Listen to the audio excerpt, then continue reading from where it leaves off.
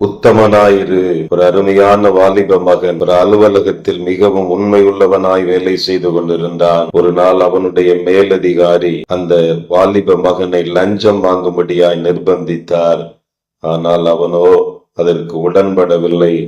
எனவே இந்த கோபத்தில் இருந்த இந்த அதிகாரி எப்படியாவது அவனை மாட்டி விட்டு விட வேண்டும் என்று சொல்லி மனதிலே எண்ணிக்கொண்டிருந்தார், திட்டமிட்டு கொண்டிருந்தார். ஒரு நாள் லஞ்ச ஒழிப்புத்துறை அதிகாரிகள் அந்த வாலிப மகனுடைய அலுவலகத்திற்கு வந்து சோதனையிட்டார்கள்.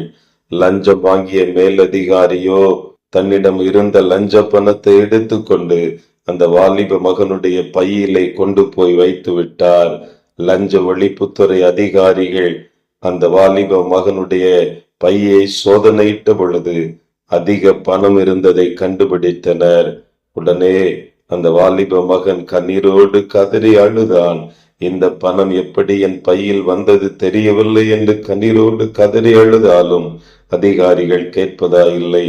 திடீரென ஒரு அதிகாரி அந்த பணத்தை சோதனையிட ஆரம்பித்தார். அந்த சோதனையில் அவர் கண்டுகொண்ட காரியம், அந்த பணத்தில் இருந்த கைரேகை அந்த அதிகாரியின் கைரேகை என்பதை கண்டுகொண்டவராய் வாலிப மகனை விடுவித்தார். அந்த அலுவலகத்திலே அவன் மிகப்பெரிய உயரத்தை எட்டி பிடித்தான். மிகப்பெரிய அதிகாரியாய் மாறி போனார்.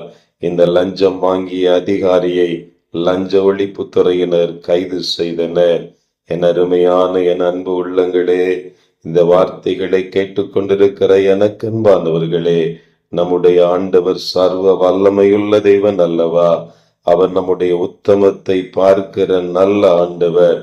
இயேசு நாத்தான்களை பார்த்து, இதோ கபடற்ற உத்தம இஸ்ரவேலன் என சாட்சியாக சொல்லுவதை நீங்கள் நானும் வேதத்திலே பார்க்கிறோம் அல்லவா? உத்தமமாய் நடந்து கொண்டால் நம்முடைய ஆண்டவர் நம்முடைய தலையை உயர்த்தி ஆசீர்வதித்து மேன்மைப்படுத்துகிற ஆண்டவர். அவர் ஆபிரகாமை பார்த்து சொல்லுகிறார், நான் சர்வ வல்லமையுள்ள தேவன், நீ எனக்கு முன்பாக நடந்து கொண்டு உத்தமனாய் இரு என்று சொல்லி ஆதியாகமம் 17:1 எழுதப்பட்டிருக்கிறது.